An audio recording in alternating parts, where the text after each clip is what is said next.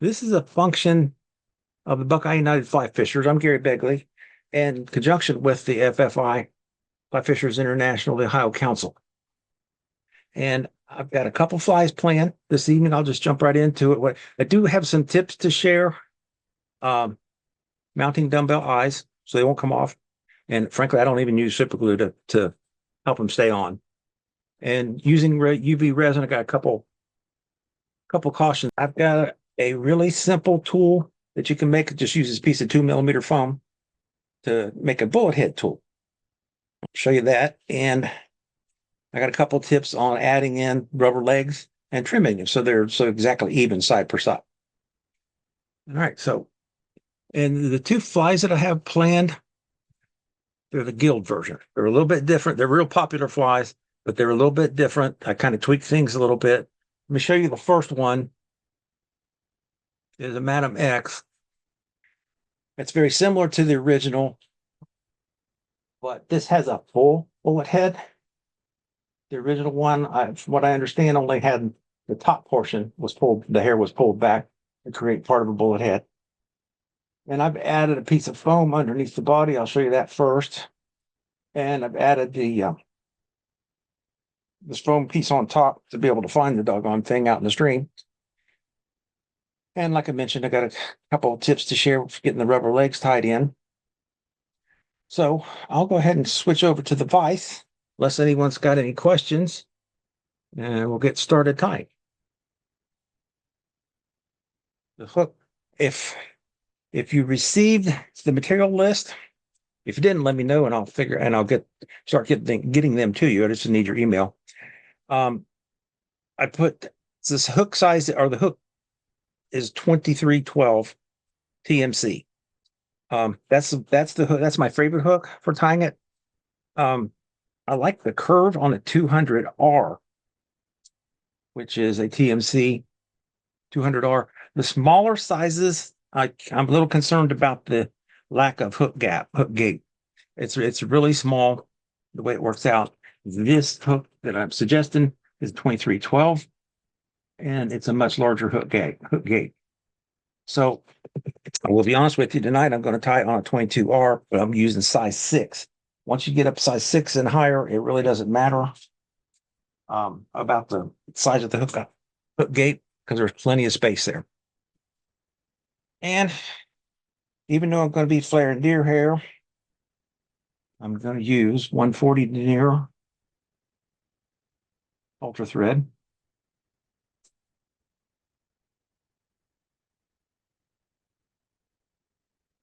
A lot of people say you absolutely have to have GSP to flare hair. I'll show you that you can do it with 140 denier ultra thread this evening. What I'm going to do is run a thread base, a crisscross thread base. Wraps it went this way, wrapped in one direction, and when it came back, they were wrapped in the other direction. So the second layer has the first layer bound down. Creates some texture here, a lot more than just a smooth section of thread. Now, this piece I have added. The original one didn't have it, and they just tied deer hair onto the hook, and that stuff really, really spun around like crazy. So I'm going to add this piece of foam. I'm going to refer to it as a binding strip. I've got a crisscross thread base to hold this on well. And this piece of foam is going to grab my deer hair for the tail really well. Tail and probably the underbody, I should say. I'm just going to bind it down really well so it's not real bulky and bumpy. Even though this is foam, I'm pretty much destroying any floatability that it may have added.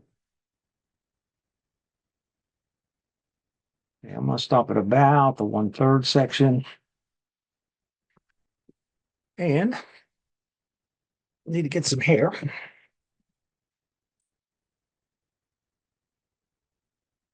So tonight, this camera is my hair camera. I do have one pair of scissors that I use specifically for hair. That way they're always good and sharp when I need them. I'm going to come in and get a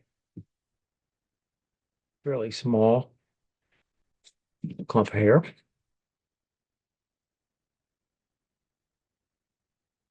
Spread this out and kind of flip this back and forth, get rid of all the soft under fluff, I'll call it. Usually a comb saves me some time. Usually get much more than that. Must just be a fairly clean piece. That's going to be about right. Into the hair stacker.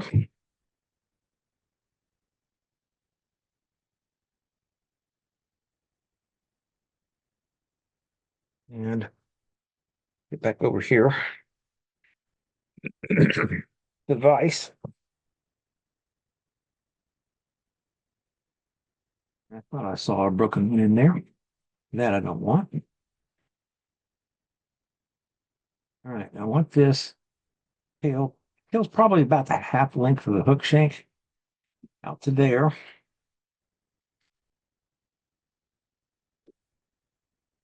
Get this trimmed right where my thread is.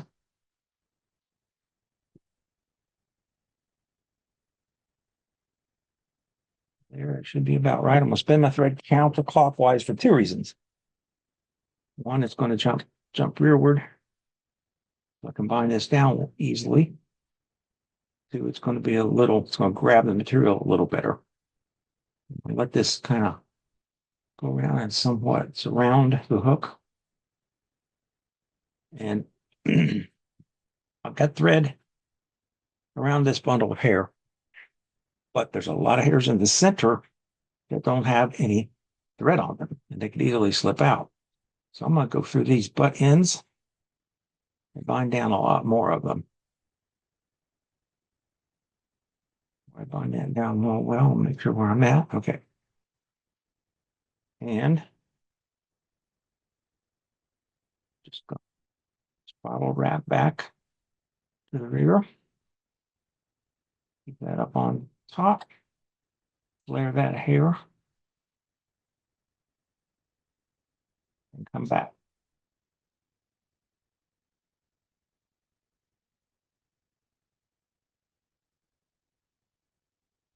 All right, so there's the tail.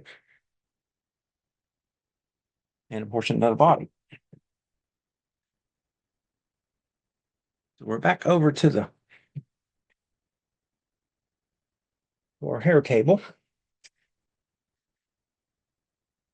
A little bit larger clump this time than I used for the tail. And now the same procedure. You get all this fluff and under fur out of here. That'll hinder it from tying on properly and from flaring. Stack this for the first time. Probably need to restack it before we're finished. All right, there's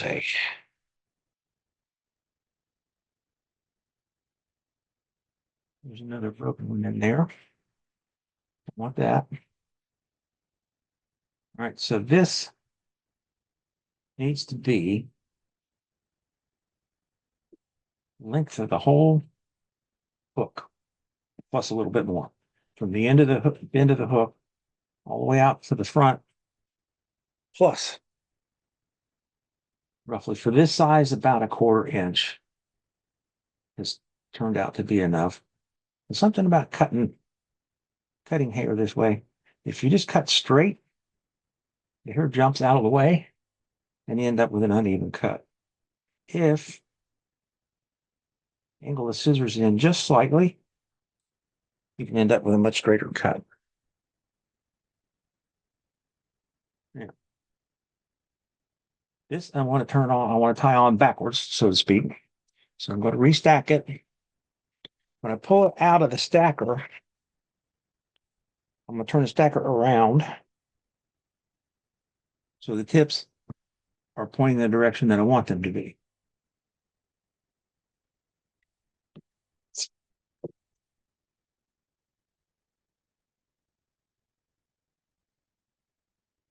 We're even up the tips just a little better than that.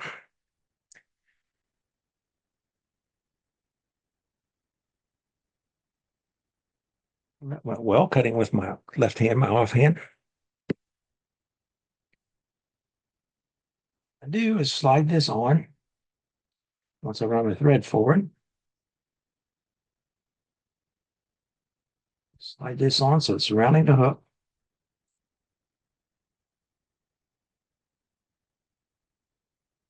Around.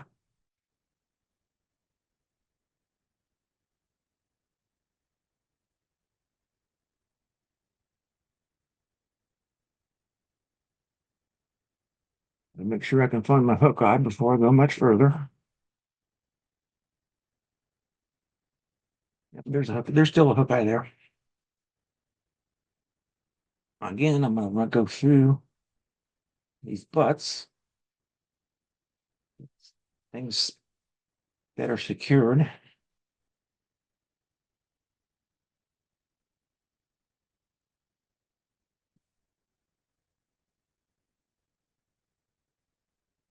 Take the scissors and push this hair away.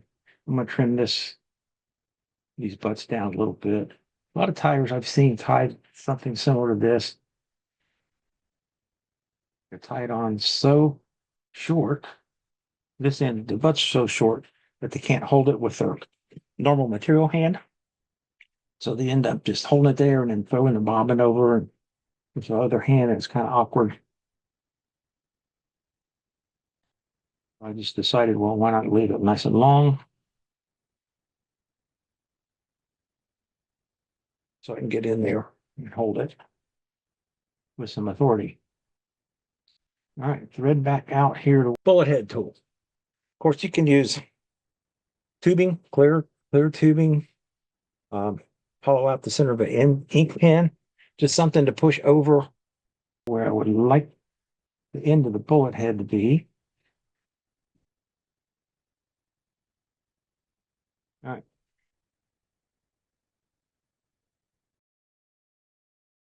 The hook point to push the hair back. Well, I figured I could make one out of some foam, just an old 2mm foam. And I use the colors that I'm less likely to use of the fly. So I fold it in half. And I fold it in half again. Get my other scissors. And this one's adjustable because of the flexibility of the foam. It's adjustable. Now I'm going to take just the tiniest little nip. Probably doesn't even look like I'm doing anything. It would look better if I got it up to the camera. It's a little bit larger than I'd like. I was afraid of that, so I got one here ready. I think I wasn't on camera, but I just folded it in half and then folded it in half again. These four corners are open. And there's where I nipped the little piece out. So now I got a square piece of foam with a hole in the middle. But that's my bullet head tool. And you can see one end of it is flush. The other end has a little bit of a concave portion to it. Or let the concave portion be out over the hook eye. And I'm simply going to push this back slowly where I want the bullet head to end. Take my wraps behind the foam. Clear the hair.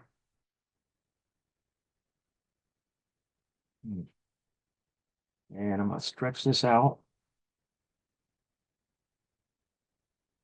Pull that off so it doesn't rip off I'm going to be brave here and back that off to get rid of that one wrap that I didn't like.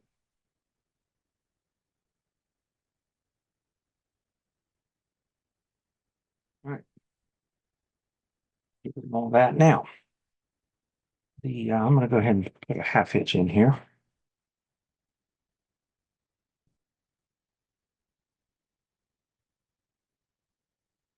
not quite finished. Now, like I mentioned, the original did not have the hair underneath. So I'm going to cut these off right here. I don't want anything to impede the fish being able to get to the hook, get a good hook set. Of course, that's just deer hair. It'll probably pop right out of the way anyway, but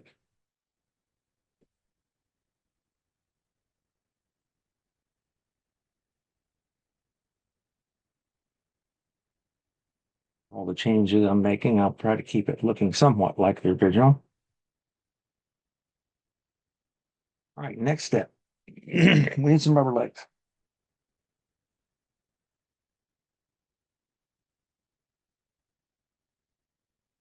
Now, I know from experience, a 3-inch piece of rubber leg material would be perfect for this, but I want to show you guys how to trim to get both sides exactly equal.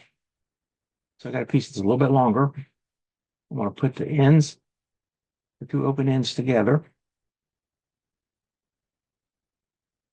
Now, instead of just laying one over here, tie it down, lay one over there, I like to just kind of slide it in, actually pick up the thread.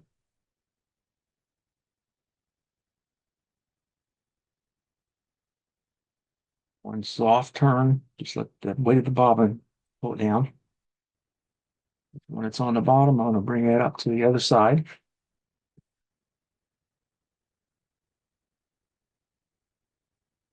You can pull this back and forth, get it adjusted where you like it.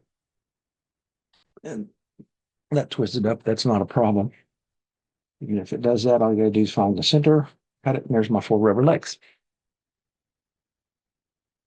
Now, as far as trimming, I do want these front ones shorter. If I pull them all straight up together and cut them both, now they're both exactly the same length. The rear, the way I laid it on there, the rear are about right. I'm going to take just a little bit more off of the foot. Okay, now another half hitch.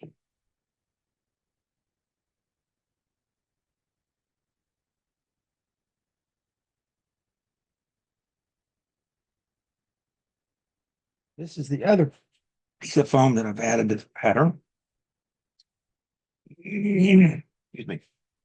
It's just a piece 2mm foam, about 3mm by the thickness of the two.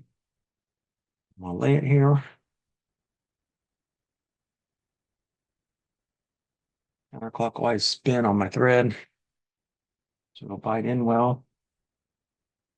Just barely catch that in.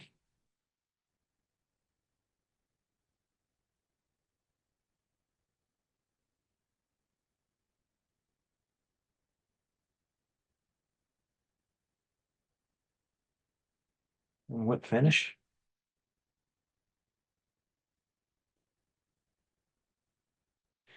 Now I should probably cut this off. And that's what I use to find the fly. I call it a fly finder. Most people will call it a strike indicator. I call it a fly finder because in the stream, depending on the different light conditions the fly's going in and out of, I may or may not be able to locate my fly at least quickly enough. And I choose this color, fluorescent yellow, because I can see that really well. I have tied some with green, fluorescent green, and I've tied them with fluorescent orange. What I do is always take some of each color with me on stream, and that way, depending on the light conditions, if I can see one better than the other, that's the one I'll use that day. Now, I have taught this pattern in the past, quite a few times actually, because this is really a fantastic pattern. I really love these.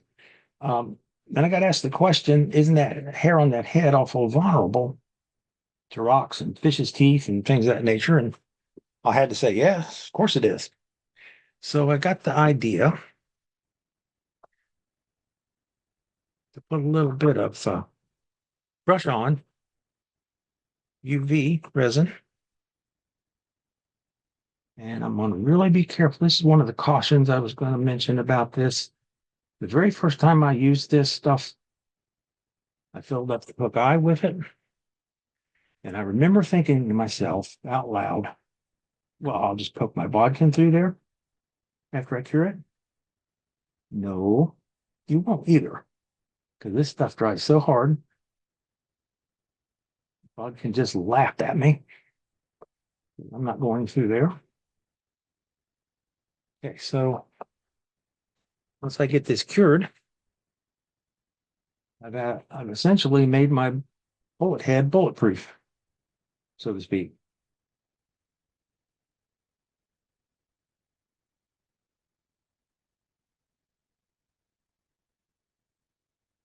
Right. So there's a guild version of a Madam X.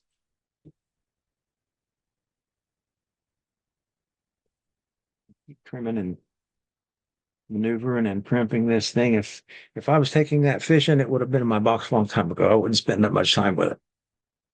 Okay, anybody have any question?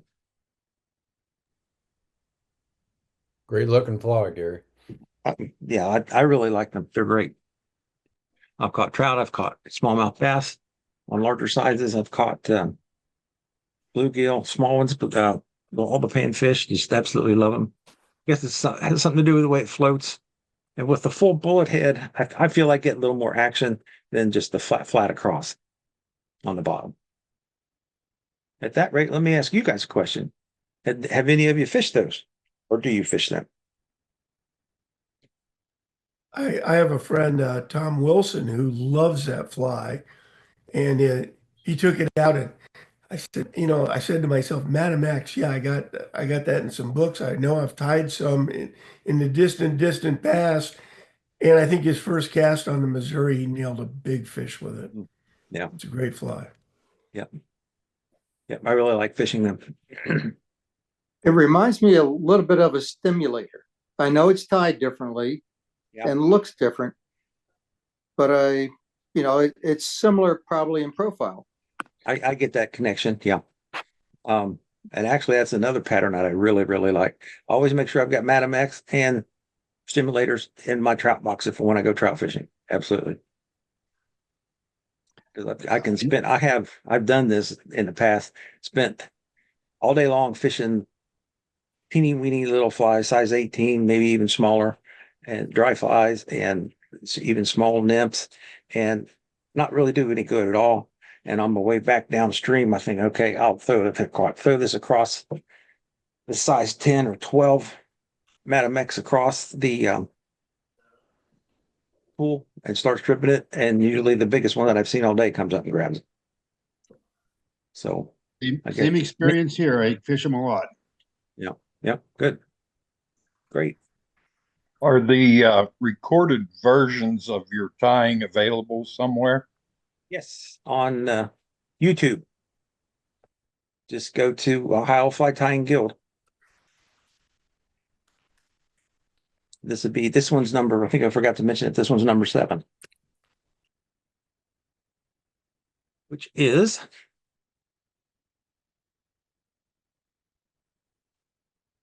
you've probably all seen and fished these. The Clouser Minnow. One of absolutely the best flies there are, minnow imitations. But it's a minnow imitation. What can I say? Big fish eat little fish. That's just the way it is. So I'm sure it catches, I have read that it catches various species all over the world, frankly, saltwater and fresh. I can vouch for Ohio smallmouth bass, definitely.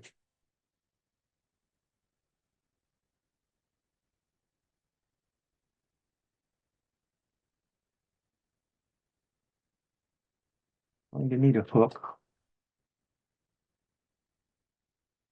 I'm tying on a size 1. Let's see. Mr. Bob Clouser says the example that he's tying in his book, I've got his book as well. He ties it on size 2. Of course, you can go smaller, you can go larger. And there's 3366 Mustad is what I'm going to tie it on. That's one of his suggestions, the TMC 811S or Mustad 3365A are his suggestions for hooks. And the thread, I'm going to use 6/0. Well, he has 6/0 light Cahill for his original one in the book. And I tied one with that. And I just don't like the yellowish color up front. What I like is, and frankly, instead of those eyes that appear black, I would like, and I'm going to use tonight, red eyes on the original color. Got the white belly and the chartreuse and the silver Krystal Flash. And when I use a white thread and put a little bit of UV resin on it, it basically the thread just disappears. I can't even see it from here, even in person. So that's the way I like to tie them. It's the way I'll tie it this evening. And got our hook. And show you how I like to tie on dumbbell eyes. A couple tips with it. So I'll get a thread base back here to the proper spot. But we're going to be tying with slick thread, a slick hook shank round, and a slick round piece in the center. I got a couple tips that'll help that go smoother.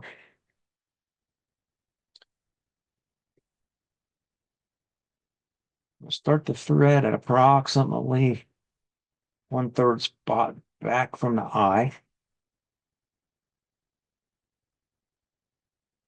If you look at this picture in the book, it looks about like it's more like the halfway point as opposed to the third. I'm back a little bit, probably further than the third. There's a lot going to be going on up in front. What I'm doing is building up a little ball of thread so the hook eye can rest behind it. Now, like I mentioned, round slippery hook shank and round center of the dumbbell eye set. I better run a thread base slightly back here. I'm going to take a pair of pliers, needle nose type, and just squish this. So now it's a little bit flat there. That's going to make my job a little bit easier anyway. And a lot of tires, they'll struggle keeping it up on here when they're trying to tie it on. What I like to do is bring my thread up and go around just the eye set. And I can slide that down. Try to turn this so you guys can see what's going on.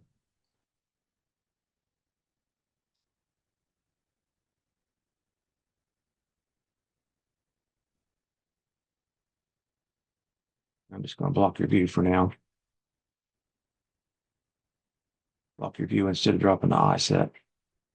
All right, so the way I like to do this is just 1, 2, 3, 4 wraps, crisscross back and forth, and then I go over top of the hook shank and under the eye set, over top of the hook shank, under the eye set. Do that twice, pull tight. Then I repeat that.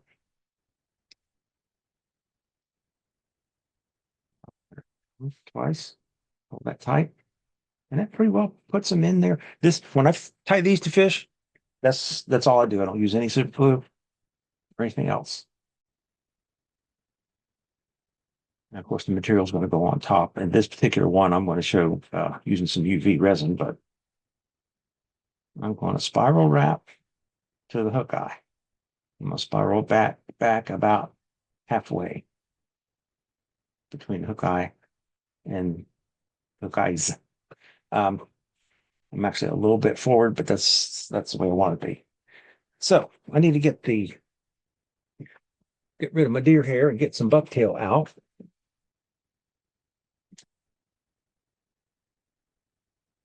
I'll show you with the first one. I'll show you how I clean this out. Probably won't be a big surprise to any of you.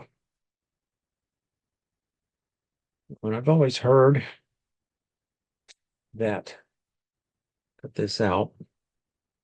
I've always heard that the center third is the best hair on a bucktail. Down here where it used to go onto the animal, that flares to a certain degree, closer to being the same structure as body hair. And up at the top, they always say it's too thin to use. For this type fly, I've used from here all the way up to the top, the very tip, it works just fine. Because that's what we're wanting, sparse clumps. So I'm going to hold the tips and pull out the short ones.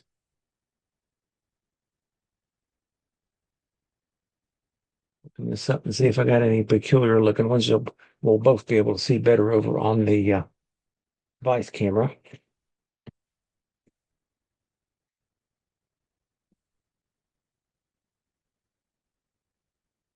That I don't like. That one. I guess everybody else can stay. Now this is like 2.5 times the length of the whole hook. From behind the hook bend, out past the hook eye. Go past a little bit further, probably 3/8 of an inch. Cut that off. And that's going to end up being the belly. Of course, with the eye set where it's at on top of the hook shank and back that far, it's going to ride hook point up. I gather these all together. Give my thread a counterclockwise spin.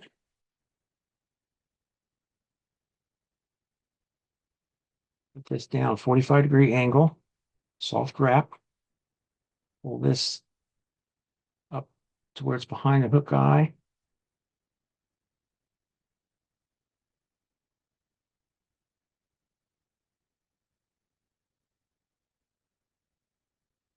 Get that bound down. Hopefully it didn't spin all the way around on the other side. Not too bad. Crisscross back here, or spiral wrap, I should say, back here. Now, I'm going to, as per Bob's instructions, I'm just going to zip my thread back here to the rear, bind that down, spiral wrap to the rear and back.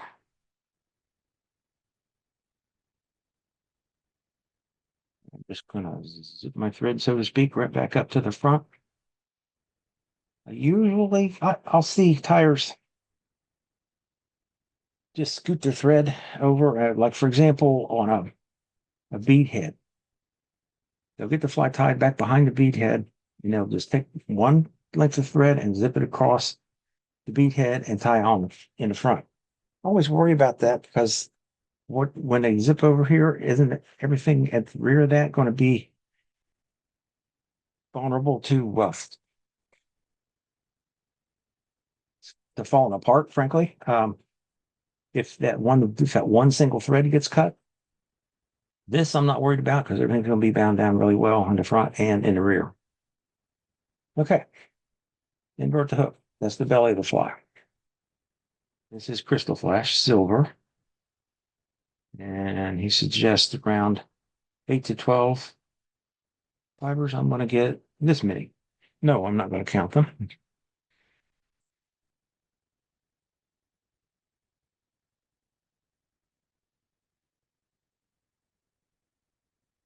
All right.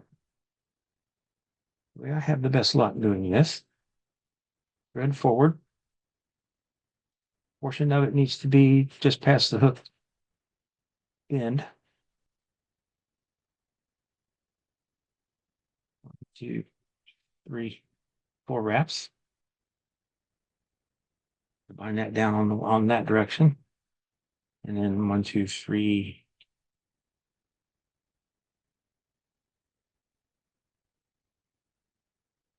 1, 2, 3, 4 to come back to bind all of it up on at the proper angle. So there's my flash. And next, we need the upper body color, which is green. Instead of showing you how I clean this out and such, I'll show you this tool. You see I've got some laid out, some clumps of hair laid out, ready to go. In case I drop some stuff tonight, I've got more white ones and I've got more green ones. And this is a hairline tool, hairline.com. I'm going back and forth too many times.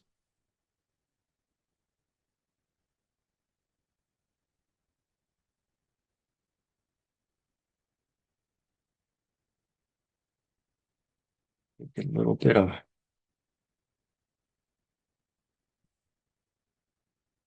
hair sticking out over my hook eye. I don't like that. All right.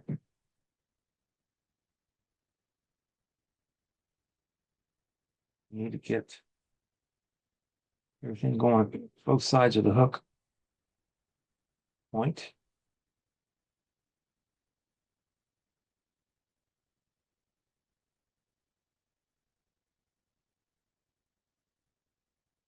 Walk this back just a little so I can get a half hitch and then a whip finish. Then I'll get the UV out. If I was going to mention about this, I don't know if any of you might happen to be allergic to this stuff, the UV resin. I do know two people that just absolutely cannot use it. They get face breaks out, eyes burn.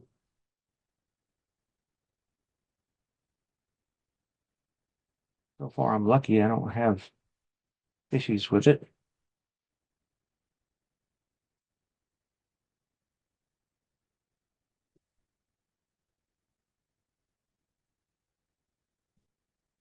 If Bob Clouser tied to these, he would use, and let's say we're going back to the days before UV was available, that he would use epoxy, which, as you guys all know, I'm sure is a much bigger deal than being able to put a light on this and it harden in just a few seconds.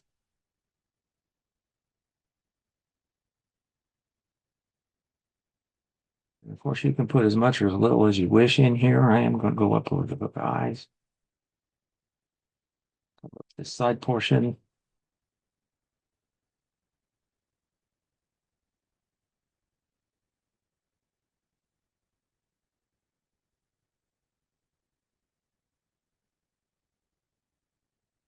All right, so there's a guild version.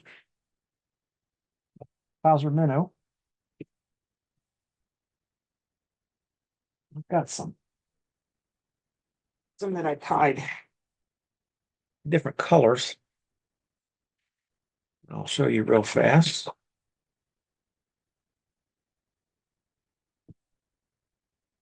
The green ones with red eyes, I like those.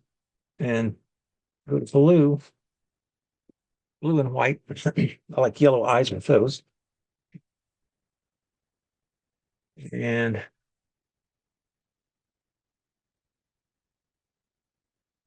yellow and olive. And I put gold or more of a pearlescent flash in it with red eyes. Who's got questions? Yes, Gary, where did you get that block of foam that you put those pre-made wings in, that wing hair? Oh, it's a hairline product. I honestly don't recall what supplier I got it from. Okay, no problem. I didn't know whether you made it yourself. No, at all.